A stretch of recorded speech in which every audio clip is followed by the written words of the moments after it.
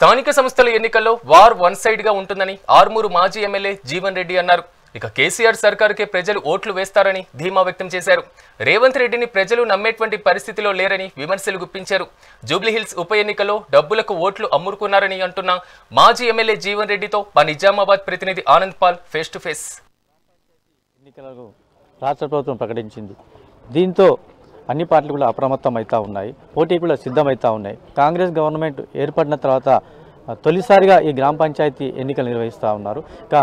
ఇదే అంశంపై మనతో మాట్లాడడానికి ఆర్మూర్ మాజీ ఎమ్మెల్యే నిజామాబాద్ జిల్లా అధ్యక్షులు జీవన్ రెడ్డి ఉన్నారు. ఆయనతో మాట్లాడే ప్రయత్నం చేద్దాం. సార్ చెప్పండి, మొదటిగా చూసినట్లయితే తెలంగాణలో తొలిసారిగా కాంగ్రెస్ గవర్నమెంట్ అధికారంలో వచ్చిన తర్వాత ఈ ఎన్నికల నోటిఫికేషన్ను గ్రామ పంచాయతీ సంబంధించి విడుదల చేసింది. సో మీ పార్టీ ఎలాంటి వ్యూహాలతో ముందుకెళ్తుంది? వ్యూహాలు ఏంది, ప్రజల దగ్గరనే వ్యూహాలు ఉన్నాయి. వాళ్ళు కత్తులు పట్టుకొని కూర్చున్నారు. కాంగ్రెస్ ఎప్పుడు వస్తారో కాంగ్రెస్ నరికి పడేస్తాం, చివరి ముఖ్యమంత్రి రేవంత్ రెడ్డిని చేస్తాం, ఈ కాంగ్రెస్ పార్టీ ఇదే లాస్ట్ ఎలక్షన్స్ అని చెప్పి ప్రజలు కూర్చున్నారు. ఎందుకంటే ప్రజలు ఇలా చూస్తూ ఉన్నారు. ఎలక్షన్స్ వచ్చినాయి, ఇలా సర్పంచ్ నిన్న దిగిపోయారు, సర్పంచులు దిగిపోయి సంవత్సరంన్నర అయింది. సంవత్సరం నుంచి ఎలక్షన్స్ ఎందుకు రాలేదు? రైతు రుణమాఫీ రైతులకు ఇవ్వలేడు కాబట్టి రైతులంతా వెన్నుముక ఇరిసి వేస్తారని చెప్పి ఎలక్షన్స్ పెట్టలేడు. ఆడబిడ్డలకు స్కూటీలు ఇవ్వలేడు కాబట్టి ఎలక్షన్ పెట్టలేడు. మా కళ్యాణ లక్ష్మి ఇవ్వలేక తులం బంగారం ఇవ్వలేడు కాబట్టి ఆ తులం బంగారం అడుగుతారని చెప్పి ఇన్ని రోజులు ఎన్నికలు పెట్టలేడు.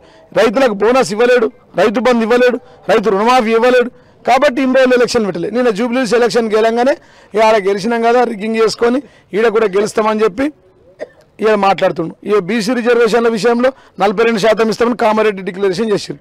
వీళ్ళు ఇచ్చింది ఎంత అండి? లోకల్ బాగా 17%. రాహుల్ గాంధీ రేవంత్ రెడ్డి ఇద్దరు వచ్చి కామారెడ్డిలో చెంపలేసుకోవాలా. కేసీఆర్ 24% ఇచ్చాడండి బీసీలకు, వీళ్ళు ఇచ్చింది 17%. దీనికి 160 కోట్లు ఖర్చు పెట్టి కులగణన వేసి సిగ్గుండాలి, ఇద్దరు చెంపలేసుకోవాలి. కాబట్టి బీసీ నాయకులందరూ గ్రామాల్లో నిలదీయాలి.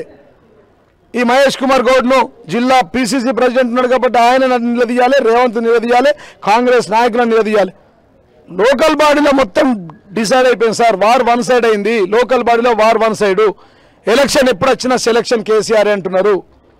బీజేపీ కాంగ్రెస్ల పతనం డిసైడ్ అయిపోయింది. Revanth go back, CM come back KCR అంటున్నారు. CM Revanth Reddy go back, Telangana తొలి సీఎం కేసీఆర్ గారు మళ్ళీ కమ్ బ్యాక్ కావాలంటున్నారు.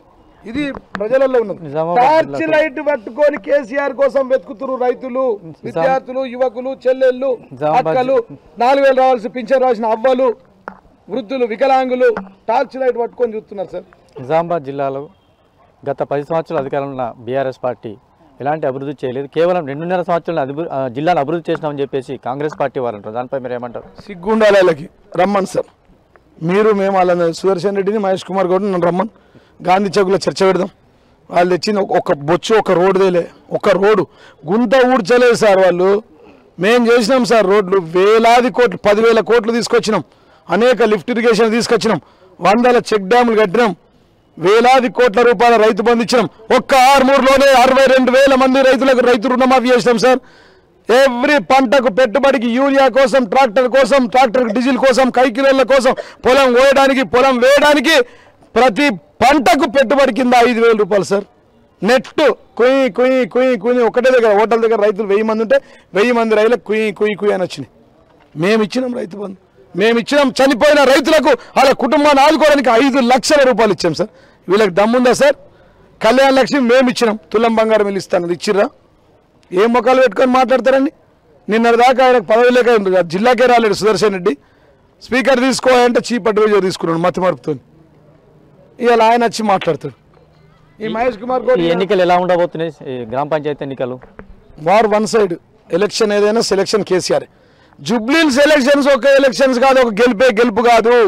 అది 10 మంది కలిసి వికృత క్రీడ ఆడిర్రు. ఒక కాంగ్రెస్ ఓడు, ఒక ఎంఐఎం ఓడు, ఒక బీజేపీ ఓడు, ఒక ప్రజారాజ్యం పార్టీ ఓడు, ఒక జనసేన పార్టీ ఓడు, ఒక టీడీపీ పార్టీ ఓడు 7,000 ఓటుకిచ్చి రిగ్గింగ్ చేసుకొని గుండాయిజం చేసి, రౌడీజం చేసి, ఎలక్షన్ కమిషన్తో కుమ్మక్కై గెలిచిన ఎన్నికలు కానే కావు. అయినప్పటికీ కేసీఆర్ గారిని వెతుక్కుంటూ వచ్చి 75,000 మంది ఓట్లు వేశారు. ఇది బీఆర్ఎస్ పార్టీ యొక్క దమ్ము సార్. రమ్మని చెప్పండి, గ్రౌండ్లో కొట్లాడదాం. రైతులు వడ్లేందుకు రోడ్ల మీద పోసుకున్నారు 15 రోజుల నుంచి. రైతులకు బోనస్ ఏది? లాగలెక్కిన మక్కలకు పైసలేవి? రైతు బంధు ఏది? రైతులకు 24 గంటల కరెంట్ ఏది? రైతులకు రావాల్సిన బీమా ఏది కూడా లేదు.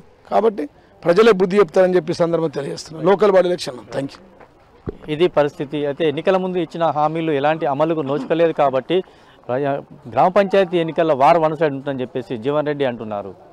కెమెరామెన్ రవీందర్తో అనంత్ పాల్, మెగా 9 నిజామాబాద్.